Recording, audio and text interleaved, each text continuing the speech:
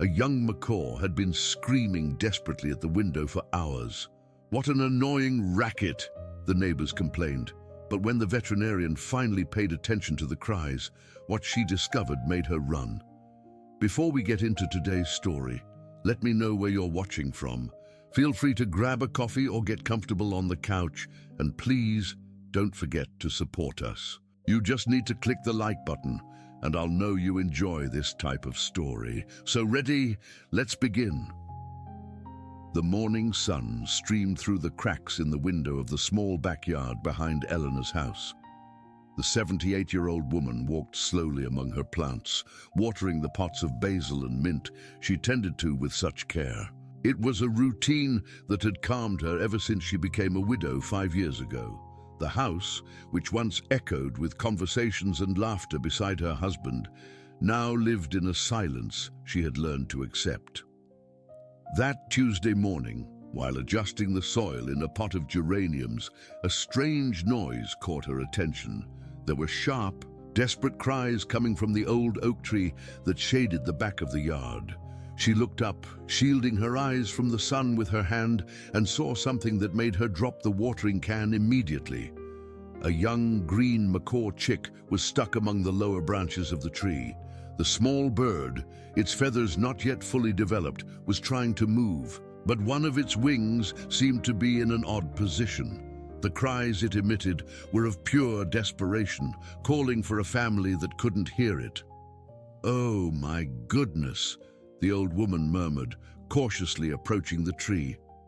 "How did you end up here, little creature?" The chick watched her with large, frightened eyes, but didn't try to flee.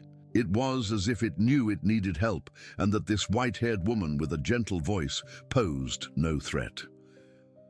The woman noticed that the animal's left wing was clearly injured, likely hurt in the fall or in a failed attempt to fly. "Easy now, I'm not going to hurt you," she said in the same sweet voice she used to talk to her plants. "Let me see if I can help you." Carefully, she brought an old ladder she kept in the back shed. She climbed slowly, her knees complaining with each step, and managed to reach the chick. Surprisingly, the animal didn't resist when she gently picked it up, wrapping it in a clean dish towel she had brought with her. "There now, you're safe," she whispered, carefully descending with her small passenger. "Let's take care of that wing." For the rest of the morning, the woman improvised a comfortable nest in a shoebox, lined with old towels. She placed the box in a protected corner of the porch, away from the strong sun, but where the chick could still see the yard. She offered water in a bottle cap and small pieces of fruit she had in the house. The animal, which she decided to affectionately name Hope, accepted the care with a trust that surprised her. It was as if it understood that this kind woman was its only chance of survival. "You must be missing your family, aren't you?" she asked, gently stroking the feathers on the chick's neck. "I know that feeling all too well." The following days created a special routine between the two lonely creatures. Every morning, the woman checked the injured wing, which was slowly showing signs of improvement. She offered fresh food and clean water, always talking to the animal as if it were an old friend. "You know, Hope," she said during one of these morning chats, "it's been a long time since I had someone to take care of. You came at just the right time." The chick would respond with soft little sounds, as if it understood every word.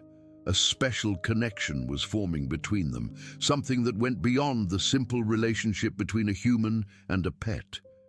It was as if they had both found exactly what they needed: companionship and purpose. As the macaw's wing healed, their bond strengthened.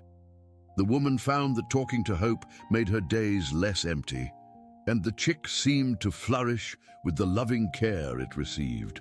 Neither of them imagined that this connection would soon be tested in a way that would change their lives forever. 2 weeks had passed since Hope arrived in the old woman's yard. The chick's wing showed clear signs of recovery, and it could already flap its wings without showing pain, though it hadn't yet tried to fly. The two had developed a special morning routine. She would prepare breakfast for herself and small pieces of fruit for the chick, always accompanied by a long conversation. "You're getting smarter every day," she would comment, watching how Hope already recognized the sound of her footsteps and greeted her with small, happy chirps whenever it saw her approaching. "Soon, you'll be flying back to your family." It was a reality that saddened her, but she knew it would be for the best. During those weeks, she had researched green macaws in an old book on American birds that her late husband used to consult. She discovered they were extremely social animals and that Hope likely had parents and siblings looking for him. That Thursday morning, the routine proceeded as usual until around 10 o'clock. The woman was organizing some medication on the kitchen table when she felt a sudden dizziness. She leaned on the back of a chair, waiting for the feeling to pass, but the world began to spin around her. "Oh no," she murmured, trying to make her way to the living room sofa, but her legs wouldn't obey. She fell to the kitchen floor, near the table, hitting her hip on the cold tile. The pain was intense and immediate. She tried to get up, but every movement sent waves of pain through her right leg. She managed to drag herself a few inches toward the phone on a low table in the living room, but the distance felt like miles. Her strength was quickly fading. "Help!" she tried to shout, but her voice came out weak, almost a whisper. "Someone, please." Outside in the yard, Hope immediately noticed that something was wrong. It had been over an hour since he'd seen his caregiver, and the strange noises coming from inside the house put him on high alert. The chick began to let out sharp cries, very different from the soft sounds it used to make during their morning chats. The woman, lying on the kitchen floor, heard Hope's desperate cries. Is that you, my dear?" she said with difficulty, her voice faint.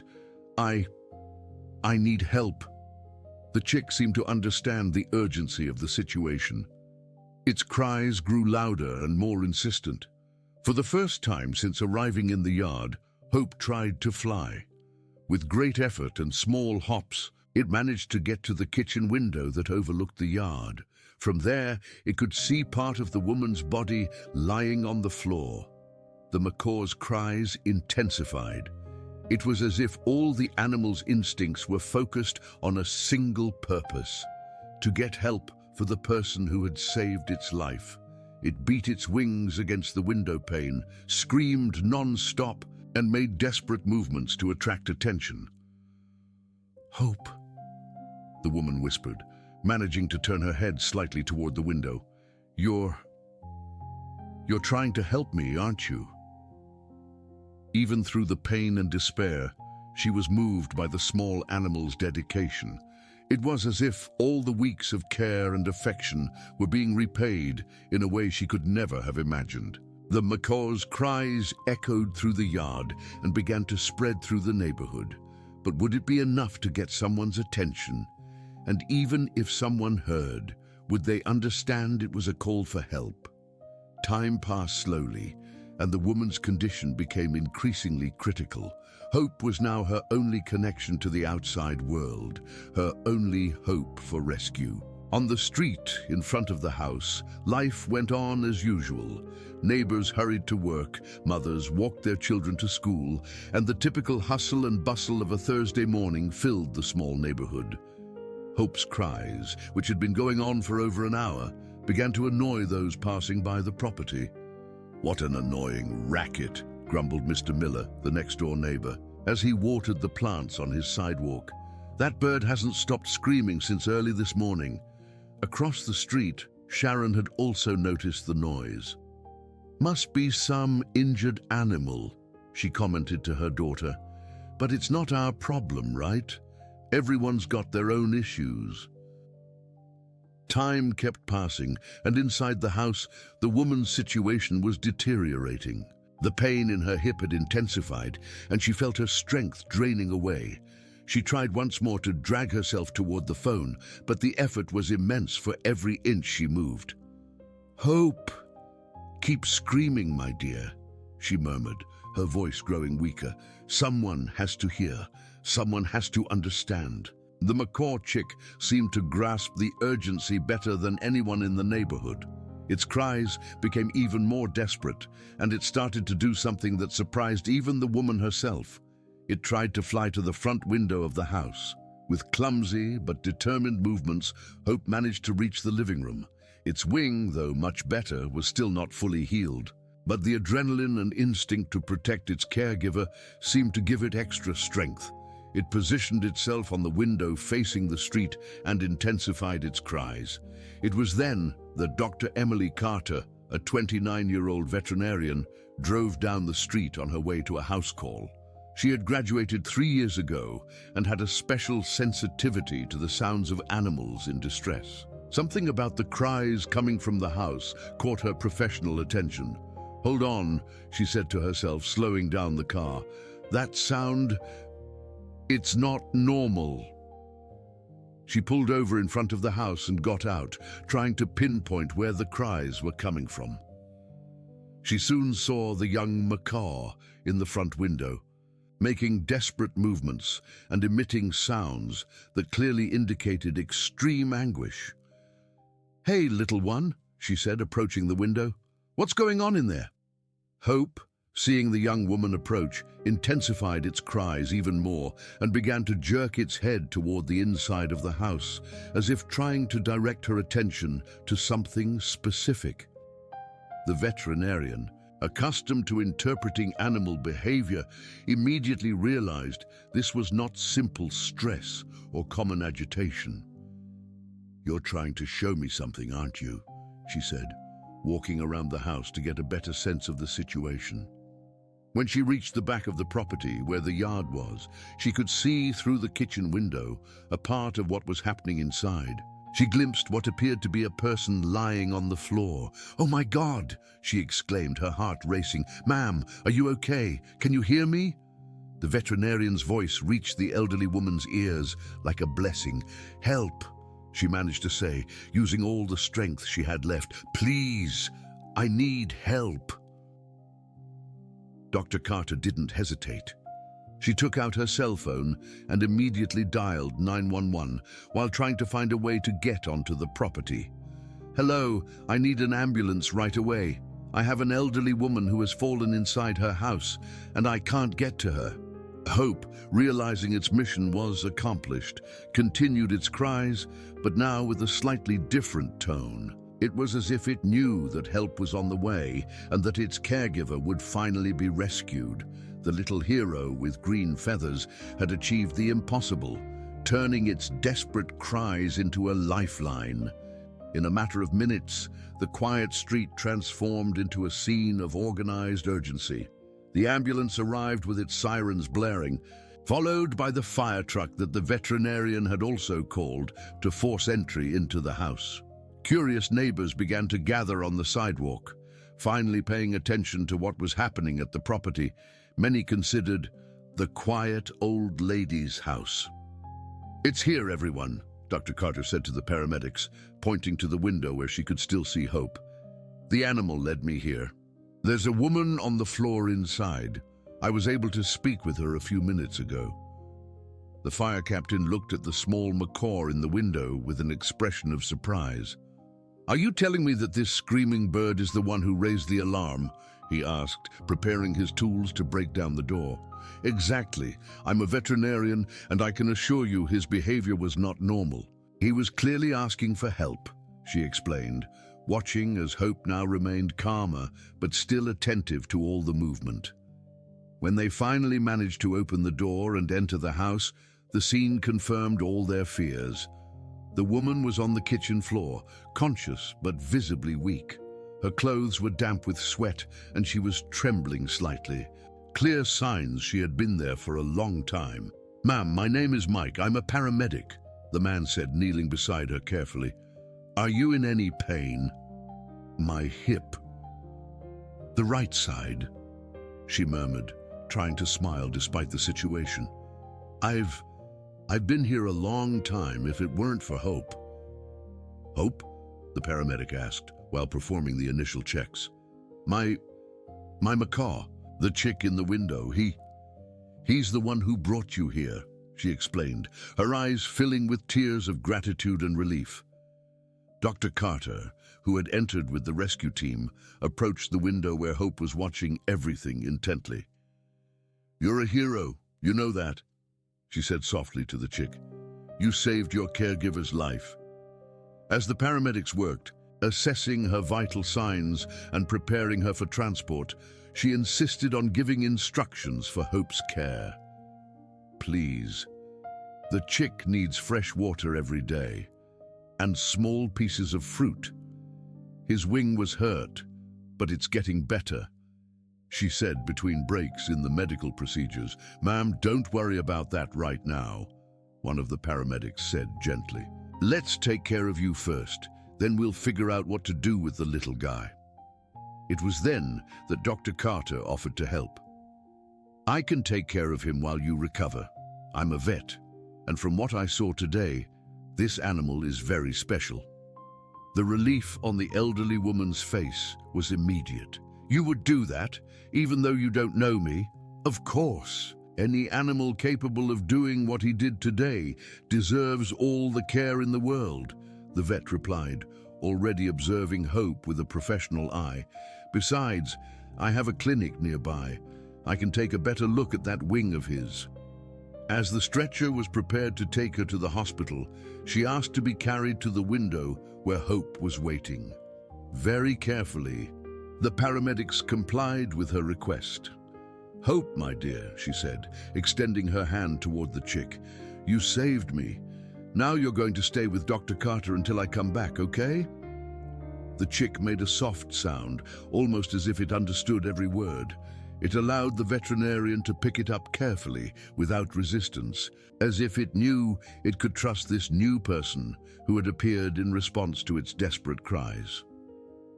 The ambulance departed with the woman, but left behind a story that was already beginning to spread among the neighbors. The story of how a small macaw chick had become the unlikely hero of a drama that could have ended very differently. At Dr. Carter's veterinary clinic, located a few miles away, Hope was carefully examined for the first time since his arrival in the woman's yard. The small clinic, which mainly served the area's dogs and cats, rarely received wild birds. But the veterinarian was determined to give the little hero the best possible treatment. "Let's see how this wing is doing," she murmured, gently examining the injured limb. "Your caregiver did an amazing job. It's almost completely healed." Hope behaved with surprising calmness during the exam, as if understanding it was all for his own good. The veterinarian was impressed not only with the animal's physical condition, but also with its docile and intelligent temperament. "You really are special, aren't you?" she said, offering him a small piece of mango she had brought especially for him. "Not every animal has the courage and intelligence to do what you did today." Meanwhile, at the regional hospital, the woman was undergoing more detailed tests.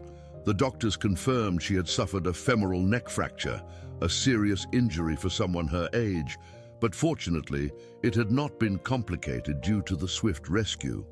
"You were very lucky," explained the orthopedist, Dr. Mark Peterson.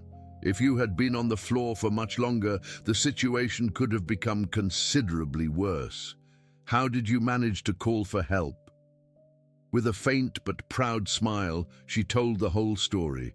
How she had found Hope injured, how she had cared for him for weeks, and how the chick had repaid her by saving her life. The doctor listened with growing attention, clearly impressed by the account. "That's extraordinary," he said. "I've heard stories about the intelligence of birds, but never anything as impressive as this." News of the rescue soon spread throughout the hospital. Nurses, technicians, and other doctors came to visit the woman to hear the story firsthand. Some were initially skeptical, but the conviction and emotion in her voice were impossible to question.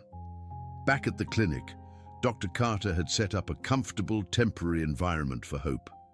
She knew that green macaws were social animals and that eventually the ideal solution would be to reintegrate him into the wild.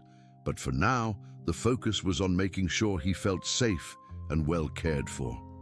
"You know, Hope," she said, watching as the chick carefully explored its new surroundings, "your story is touching a lot of people. The staff at the hospital can't stop talking about it." In fact, the story had begun to spread beyond the hospital. One of the nurses moved by the account had shared it on social media, and soon other people began to comment and share it as well. The story of the macaw chick that saved its caregiver was taking on a life of its own. Dr. Peterson, the orthopedist, was also so impressed that he decided to investigate the behavior of macaws a little more. During a break between surgeries, he researched the intelligence of these birds and was even more amazed by what he discovered. "Macaws are considered among the most intelligent birds in the world," he explained to his colleagues during a meeting. "They have problem-solving abilities, excellent memory, and most importantly, they develop deep emotional bonds with those who treat them well." Meanwhile, the woman's neighbors began to question their own attitudes. Mr. Miller, who had complained about the annoying racket, now felt ashamed. "If I had just paid attention, if I had investigated instead of just complaining," he commented to his wife. The story was just beginning to reveal its true impact. What had started as a simple act of compassion, an old woman helping an injured animal, was turning into something much larger, a lesson about connection, gratitude, and how acts of kindness always return multiplied. 3 days after the rescue, the story of Hope and the woman had become the main topic of conversation in the small town of Maple Creek. The local radio reporter, intrigued by the unusual case, had interviewed Dr. Peterson and some of the neighbors, and the touching narrative was spreading to neighboring towns. "It's a story that makes us rethink our relationship with animals," the journalist commented during her morning show. "This macaw chick teaches us about gratitude and loyalty in a way that few humans can demonstrate." At the veterinary clinic, Dr. Carter noticed interesting changes in Hope's behavior. The chick, who initially seemed anxious and lost without its caregiver, had started to show signs of trusting the new situation. He was eating regularly, interacting positively, and had even started to make more cheerful sounds. "You're adapting well," she observed during the morning checkup of his wing. "But I know you miss her, don't you?" As if it understood perfectly, Hope let out a soft, melancholic sound. The veterinarian had researched green macaws extensively over the past few days and learned that these animals were capable of forming deep and lasting emotional bonds. At the hospital, the woman was recovering better than the doctors had expected. Her determination to get home soon and be reunited with Hope seemed to accelerate her healing process. The nurses said she talked about the chick constantly, always asking about his well-being. "Dr. Carter calls every day with updates," Nurse Sarah reassured her. "He's being very well taken care of. You can rest easy." "I know he is," the woman would reply, her eyes shining. "But you know how it is. You get used to the company. It had been so long since I had someone to take care of."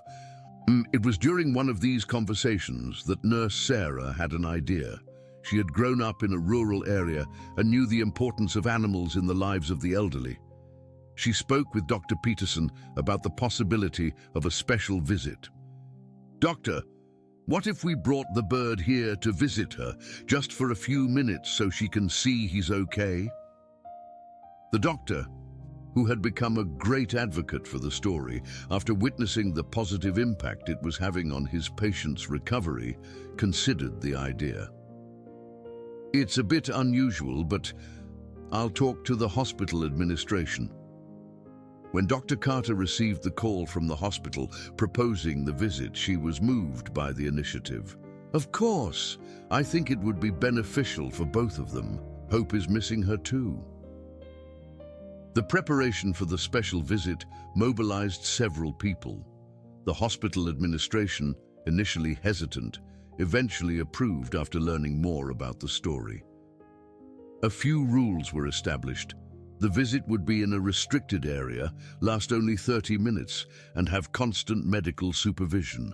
"This is the first time we've authorized something like this," commented the administrative director, "but this story is so special that it's worth making an exception." Dr. Carter spent the day preparing Hope for the meeting. She knew the chick had shown signs of anxiety in recent days, likely due to the absence of its caregiver, and she hoped the visit would bring peace to them both. "Tomorrow you're going to see your friend," she said, gently stroking the feathers on the animal's neck. "I'm sure you're both looking forward to this moment." News of the special visit spread quickly through the hospital. Employees who had the next day off asked to come into work, curious to witness the reunion. Even some patients from other wards asked to be informed about the special moment. "I've never seen the hospital so abuzz over a visit," one of the more senior nurses commented.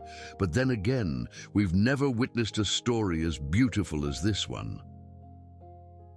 The stage was set for a reunion that promised to be emotional and would continue to touch the hearts of everyone involved, proving that true bonds transcend species and are strengthened in times of greatest need. The morning of the special visit arrived with a palpable sense of anticipation in the air.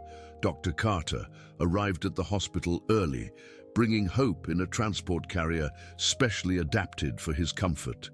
The chick seemed restless, as if sensing that something different was happening. "Easy now, little one," she whispered, checking one last time that everything was in order.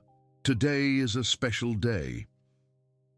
On the 4th floor of the hospital, the woman had woken up earlier than usual. The nurses noticed her mixed anxiety and excitement. She had asked to have her hair combed and to wear her nicest nightgown, wanting to look presentable for the reunion. "Do you think he'll recognize me?" she asked Nurse Sarah, who had become her confidant over the past few days. "It's been almost a week since we've seen each other." "I'm sure he will," Sarah replied warmly. "Animals like him don't forget who treated them well. And from what Dr. Carter says, he's been asking for you in his own way." Dr. Peterson had prepared a small meeting room on the ground floor of the hospital for the encounter. The space was arranged so that both could be comfortable. A wheelchair for the woman and a small perch where Hope could be close but safe. At 10 in the morning, the special operation began. The woman was carefully transferred to the wheelchair and taken to the elevator. Several employees positioned themselves discreetly along the hallway, curious to witness the historic moment. When they arrived at the prepared room, Dr. Carter was already waiting with Hope. The chick, who had been relatively calm until then, started to get agitated as soon as he sensed movement outside the door. "He knows," the veterinarian said, smiling. "Look how restless he's gotten." The door opened slowly, and the wheelchair entered the room. The moment Hope saw his caregiver, the reaction was immediate and emotional. The chick began to make sharp sounds of recognition and joy, flapping his wings in a way that everyone present interpreted as pure happiness. "Hope!" the woman exclaimed, tears streaming freely down her face.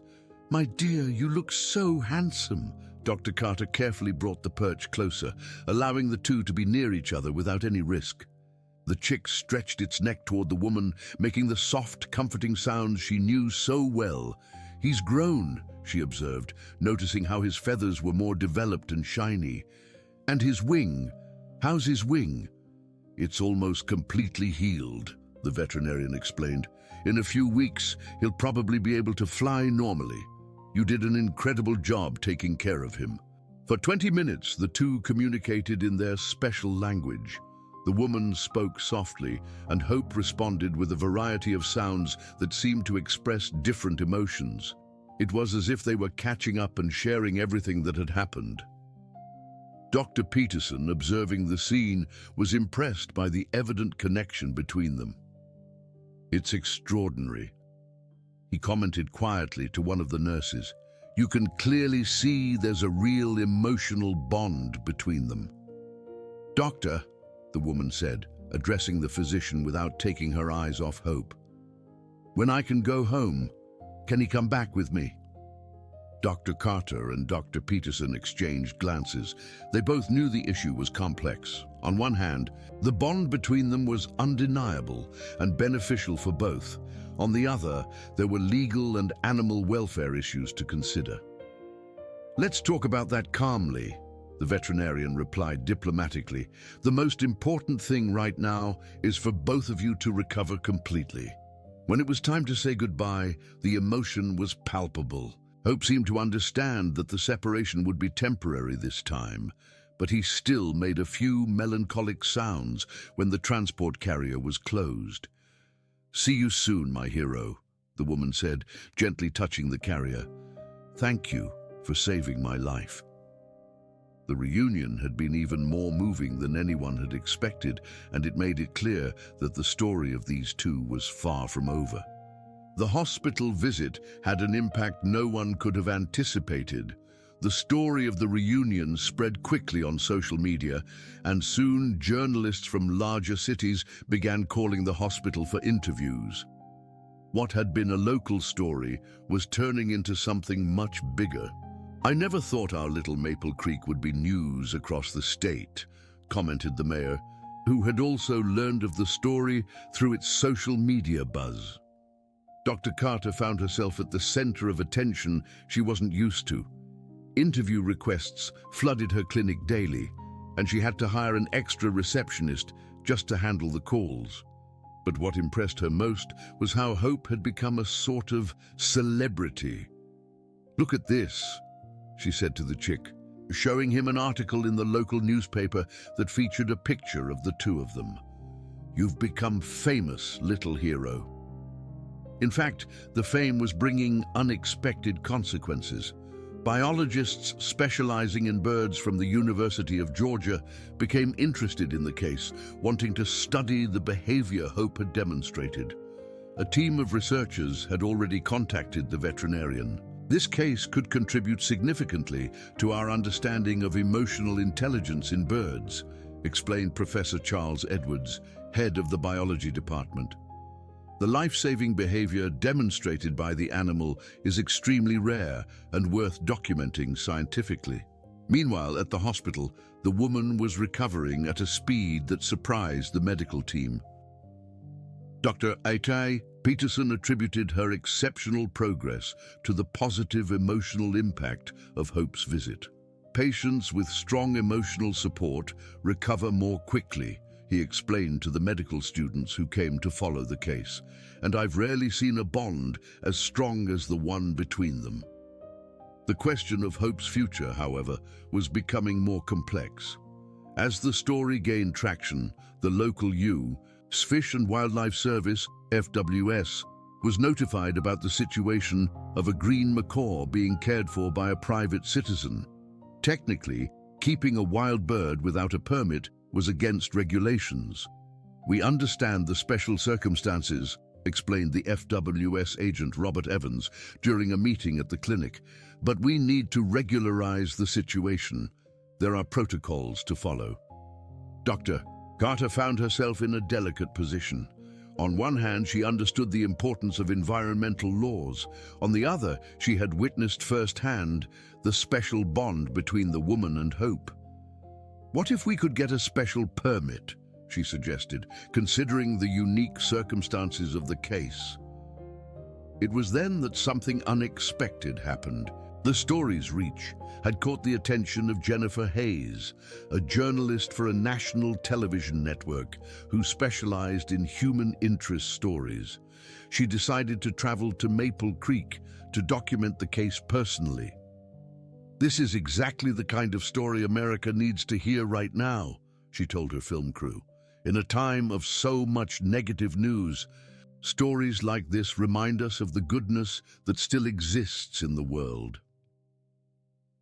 The arrival of the television crew in Maple Creek caused a real stir. The small town had never received such media attention. The mayor declared a partial holiday for city employees so they could watch the filming.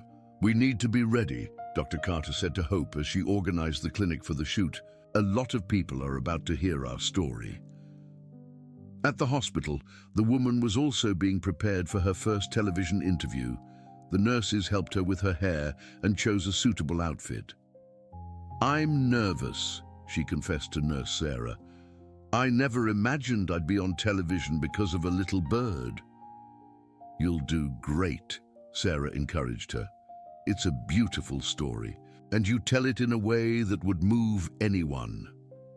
Preparations were underway for a moment that promised to take the story of Hope and his caregiver to the entire country, transforming a simple act of compassion into a message of hope that would reach millions.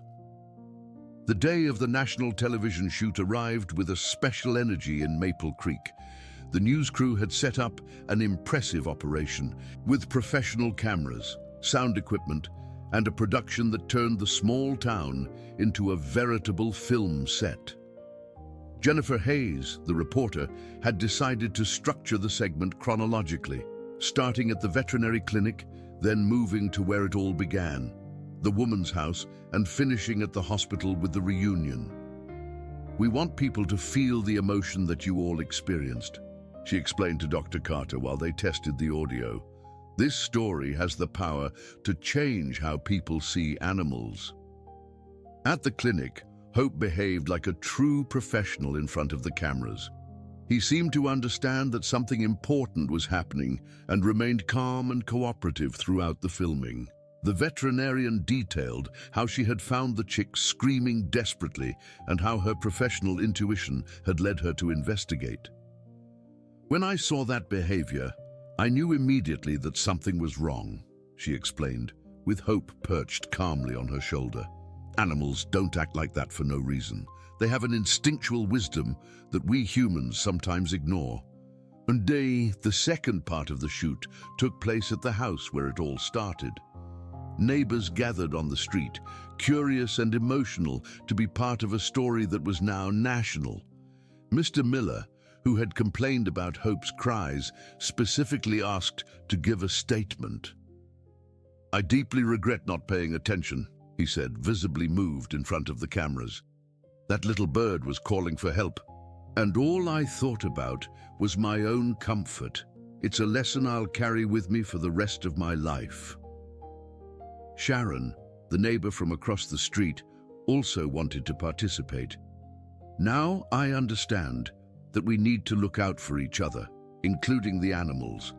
They're part of our community too." At the hospital, the most emotional part of the shoot was saved for last. The woman had carefully prepared for the interview, wearing a light blue dress the nurses had brought especially for the occasion. "Tell us about the moment you found Hope," Jennifer Hayes asked, sitting beside the hospital bed. With her eyes shining with emotion, the woman recounted the entire story: the injured chick in the tree, the weeks of care, the fall, and especially how Hope transformed from a wounded animal into her guardian angel. "You know, reporter," she said, her voice thick with emotion, "I was very lonely after my husband passed away. Taking care of Hope gave me a new purpose. And when I needed him most, he paid me back in a way I never thought possible." The most touching part of the interview came when Jennifer asked about the future. "And now, what do you hope will happen?" "I just want him to be happy," she replied, wiping away a tear. "If it's better for him to return to the wild, I'll understand. But if he wants to stay with me, I promise to take care of him for the rest of my life, just as he took care of me." Throughout the taping, the reporter and her crew were visibly moved. It was impossible to hear that story and not be touched by the pure demonstration of love and gratitude between different species. "This is one of those stories that reminds me why I chose to be a journalist," Jennifer commented to her producer. "Stories like this restore our faith in humanity and the goodness that still exists in the world." Indeed, when the filming wrapped, there was a collective sense that something very special had been documented. The story of Hope and his caregiver was ready to touch hearts across America, carrying a powerful message about compassion, gratitude, and the special connection that can exist between humans and animals. The segment was scheduled to air the following Sunday, on the network's highest-rated program, ensuring that millions of people would learn the story of the little hero with green feathers. The following Sunday, at 8 in the evening, the entire country tuned in to watch the story of hope.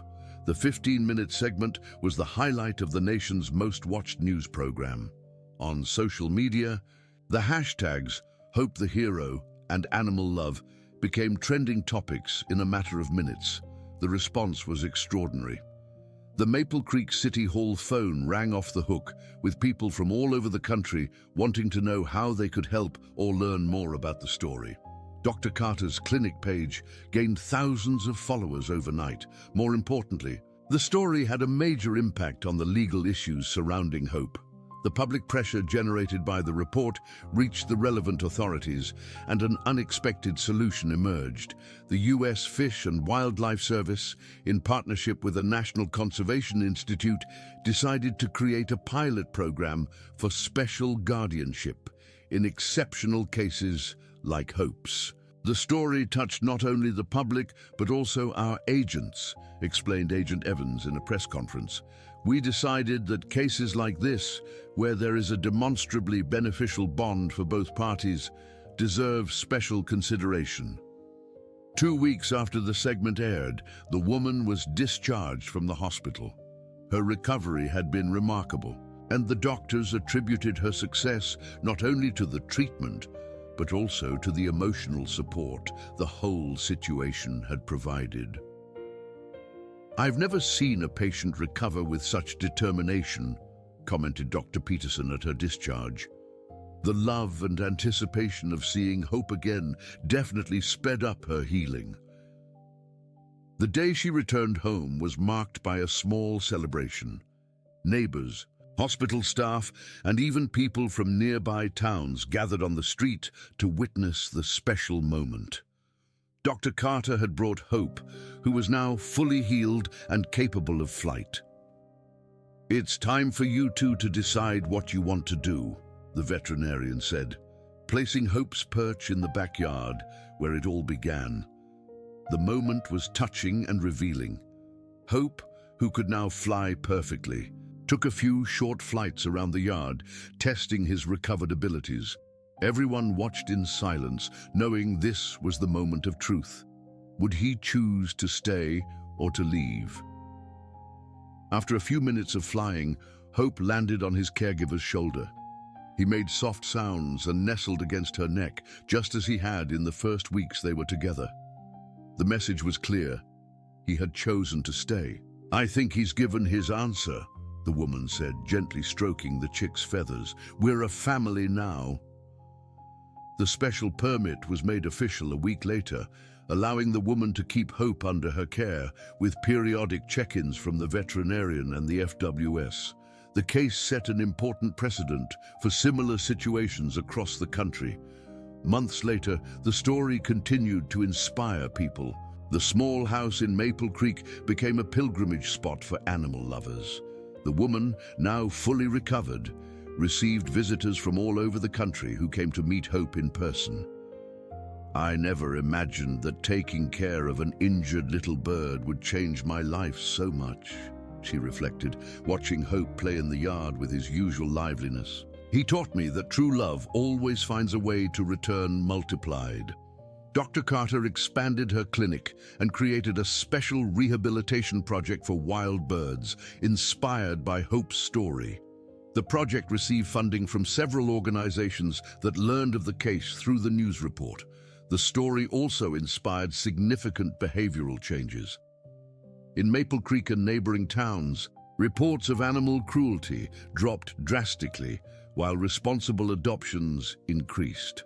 People began to pay more attention to the signals animals give, remembering the lesson from Hope. "This story taught us that compassion breeds compassion," summarized Jennifer Hayes in a follow-up report a year later. A simple act of kindness created a chain reaction of transformation that continues to spread. Today, Hope lives happily with his caregiver, serving as an ambassador for a powerful message that animals are capable of unconditional love, and that when treated with kindness and respect, they can become true guardian angels in our lives. And if you were moved by this story, don't forget to share it so that more people can learn about the transformative power of animal compassion. Leave a comment telling us if you've ever experienced something similar with a special animal. And click the like button so I know that stories like this touch your heart. Until the next story.